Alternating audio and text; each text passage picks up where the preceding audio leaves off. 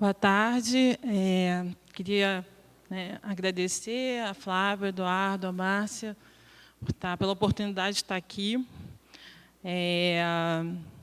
Na verdade, como o Youssef falou, a gente aqui conversando com tantas referências bibliográficas, então é uma oportunidade importante. Eu vou, na verdade, falar um pouco, algumas questões já foram trazidas aqui, na verdade, tanto pela professora Márcia Santana, quando vai falar do projeto Mamba, todo aquele contexto, aquele contexto social,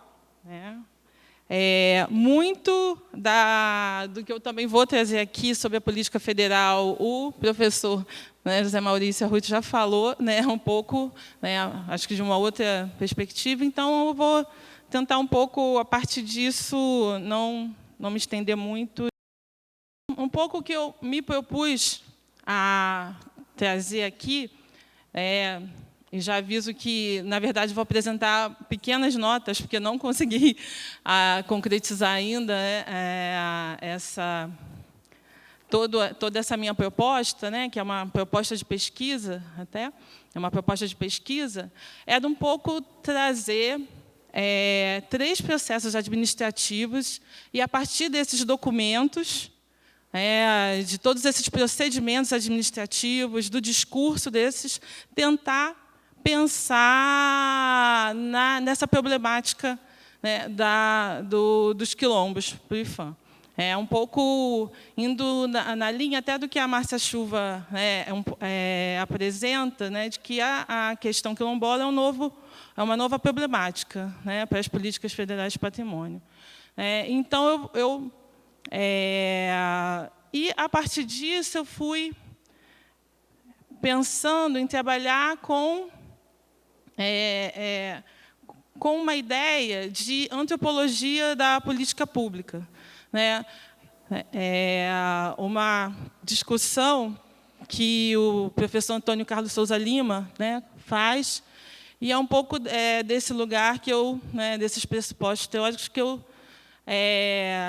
estou tentando organizar, tentei organizar essas notas de pesquisa. Então, essa concepção, a ideia de políticas governamentais, como planos de ação e tecnologias de governo, mas que também apresentam formas de organização que estão fora desse âmbito governamental, nessa relação com as ONGs e os movimentos sociais.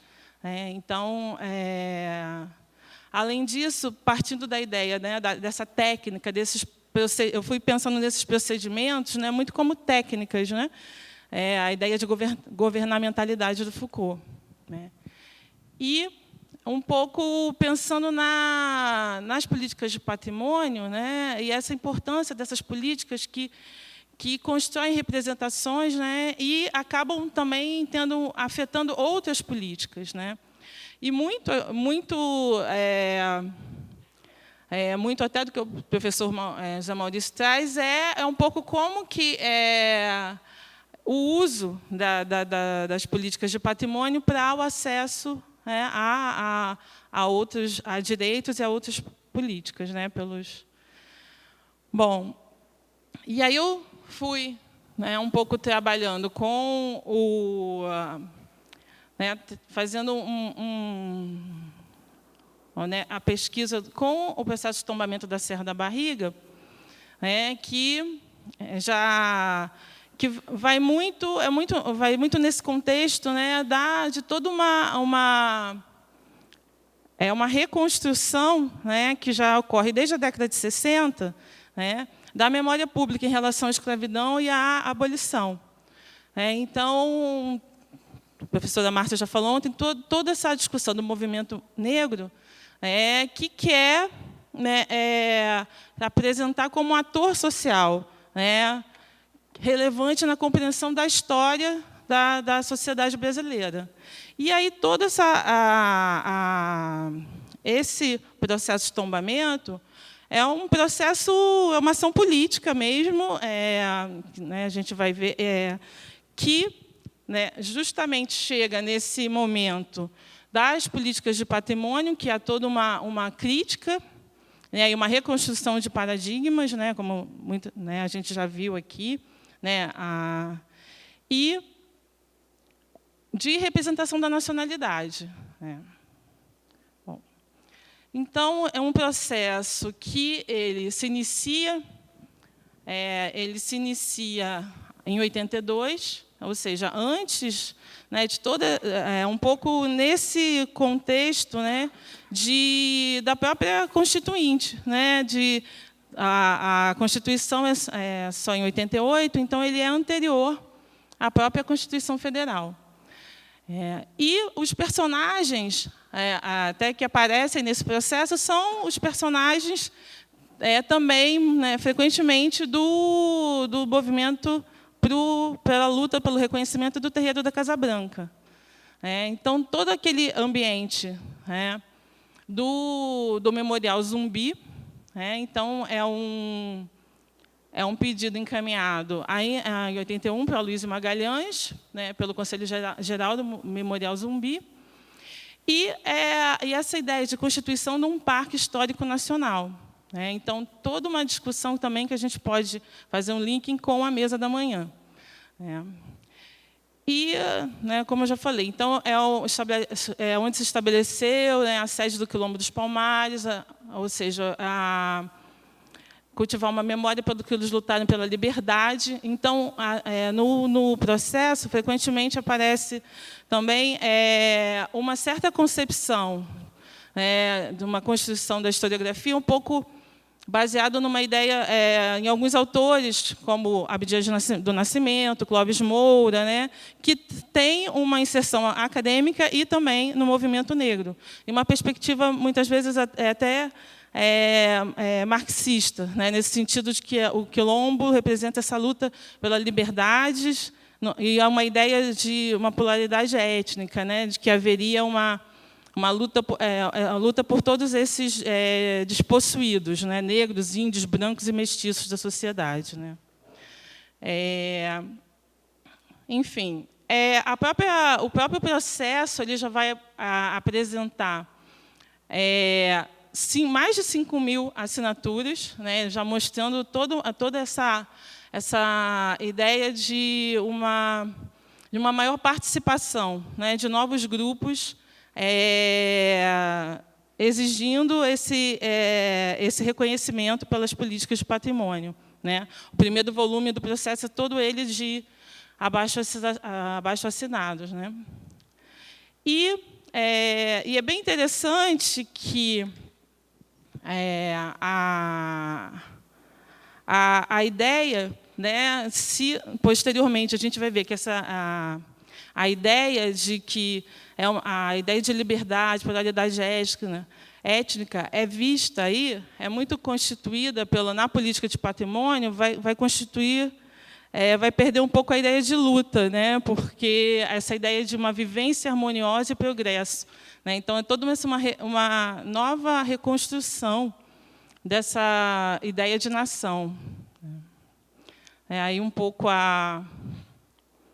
o abaixo-assinado, só mostrando alguns, né, Olímpio Serra, Abdias do Nascimento, né, toda essa participação do movimento negro, de pessoas que participavam também né, no caso do governo, das instituições governamentais.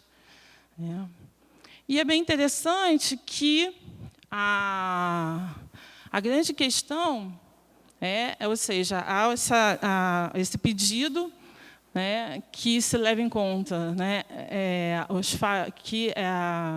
desculpe, um pouco nervosa, que a questão, né, dessa luta por liberdade dos negros né, o Quilombo dos Palmares, é um fato memorável da história do Brasil, então muito baseado ainda na ideia de excepcionalidade do Decreto 25, e também eles acessam o Regulamento de Parques Nacionais Brasileiros e a ideia da constituição de uma zona histórica cultural.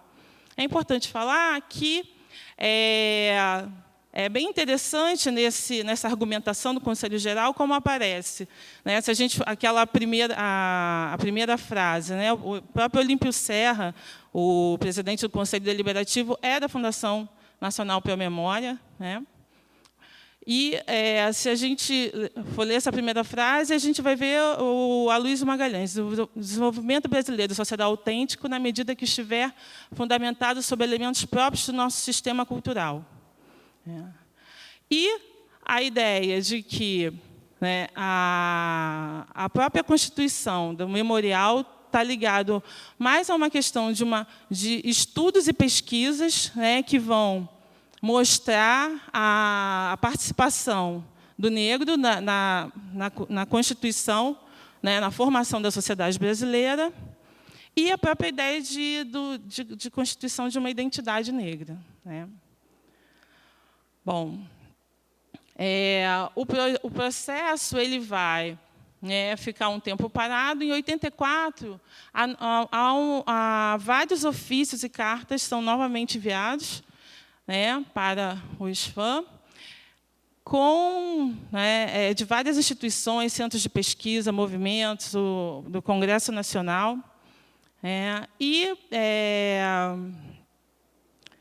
novamente, né, o próprio relatório preliminar é construído pelo Ordep Serra, né? Então, novamente, a gente vê essa relação bem importante entre o tombamento da Serra da Barriga e o terreiro da Casa Branca. Enfim, só aqui mostrando, né, ele vai ser na reunião de 85, o Palmares ele vai ser visto como um local de resistência do grupo negro, fundador de um sonho de uma república negra. E a própria ideia, né, que também que cria uma ideia de harmonia, também a ideia que o Instituto do Tombamento ele é um instrumento apto a prestar serviços a todas as vertentes da cultura brasileira. Bom, e aqui, então, esse tombamento ele é importante, né, nesse sentido de que mostra toda essa mudança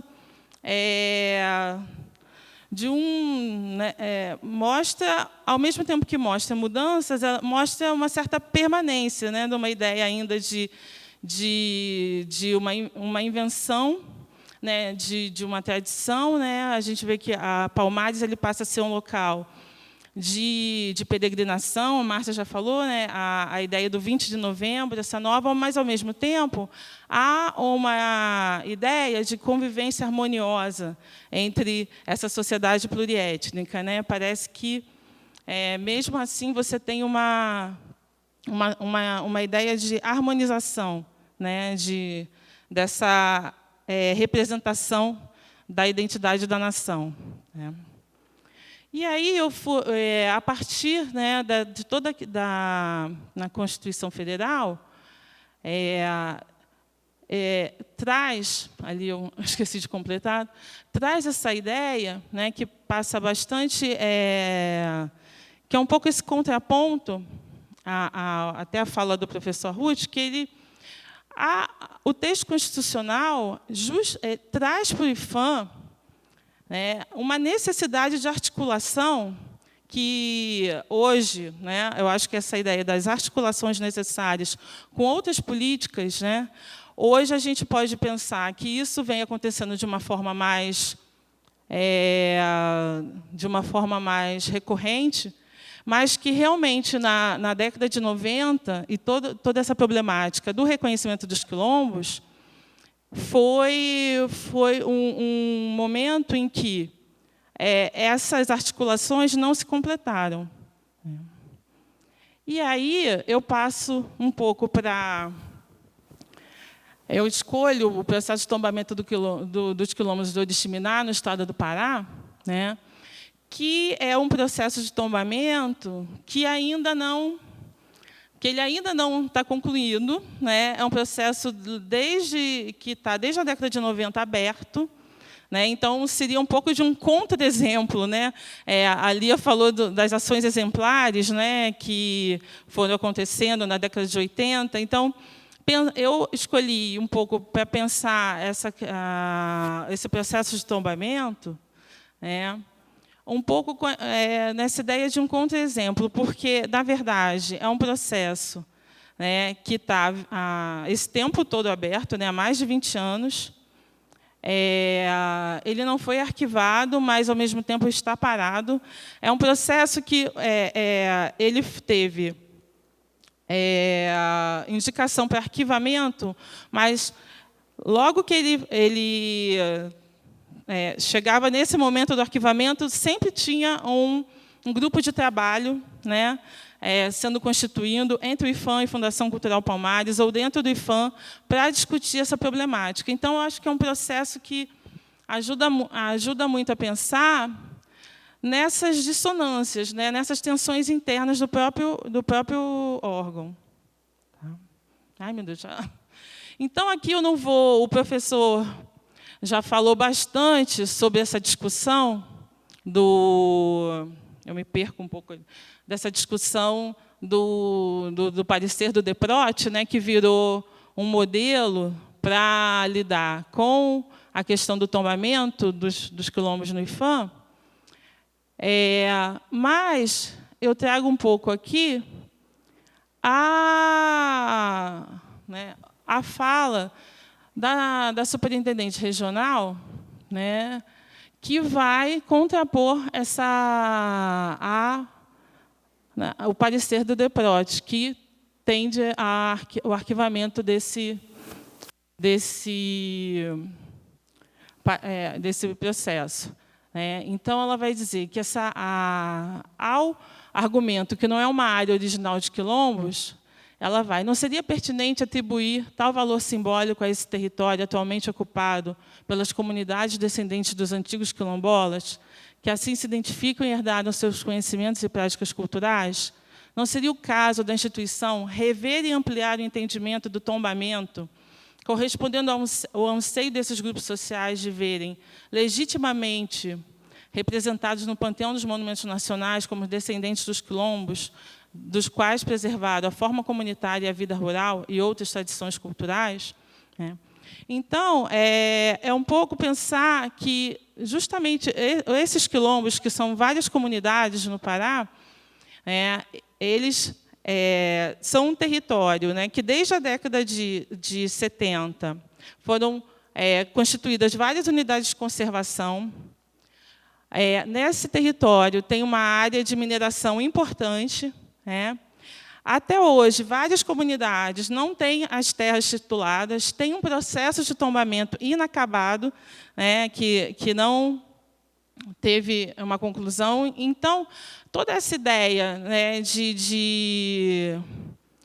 de sobreposição de políticas e, ao mesmo tempo, de lacunas entre essas políticas, gera uma imobilização, dos órgãos governamentais que, na verdade,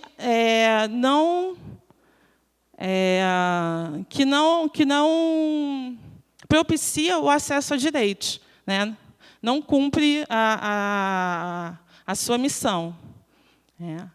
E, só um pouco tentando trazer a discussão para a política do imaterial, eu acho que, hoje em dia, a gente tem que pensar justamente que as políticas governamentais, para esses grupos têm que tentar uma interconexão entre os direitos culturais, territoriais e ambientais. Então, na impossibilidade de continuar o tombamento, foi feito o NRC, que é o Inventário Nacional de Referências Culturais dos Quilombos de Oriximiná, mas, já atualmente, numa fase de 2013 a 2015. Eu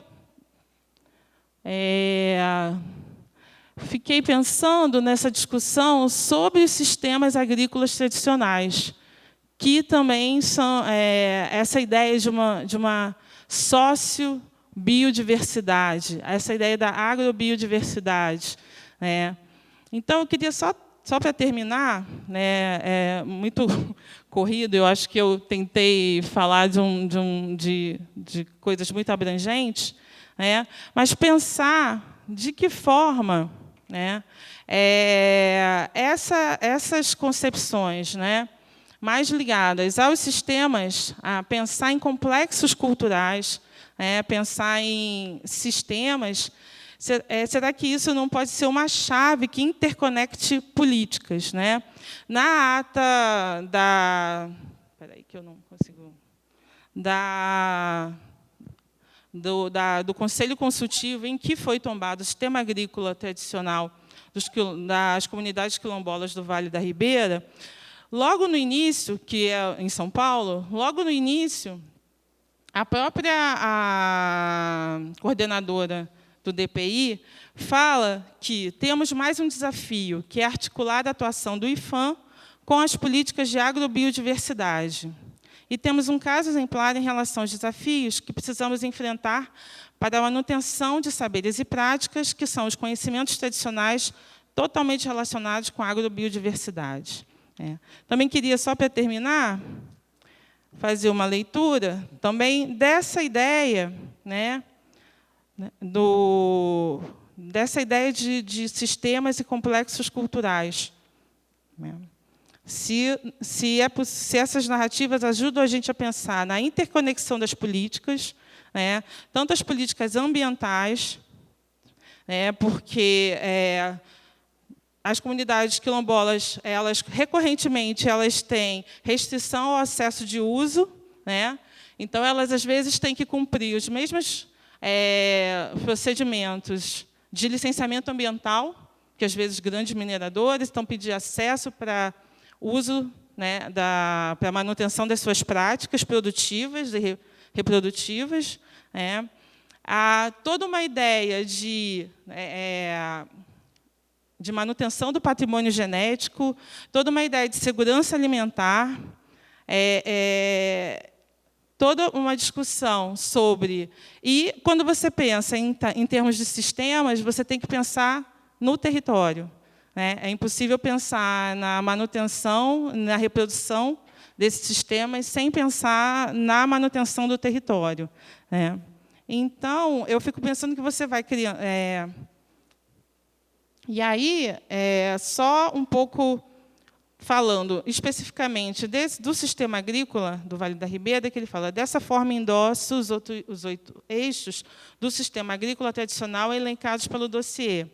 A roça de coivara itinerante, a agrobiodiversidade, o calendário agrícola, os arranjos produtivos locais, a cultura material, o processamento dos alimentos e usos culinários, os contextos sociais de consumo, as celebrações religiosas e os bailes de mutirão, as formas de transmissão do saber e os circuitos de comercialização e mercado.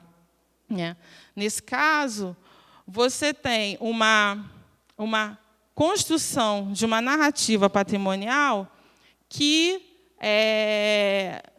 permite uma ideia, uma noção abrangente e integrada de patrimônio, nesse sentido. Então, é impossível, nesse caso, a manutenção dos sistemas, desse sistema agrícola, dos conhecimentos, das formas de expressão, sem a materialidade do território. Bom, desculpe um pouco a confusão da apresentação, mas era um pouco isso que eu queria trazer aqui.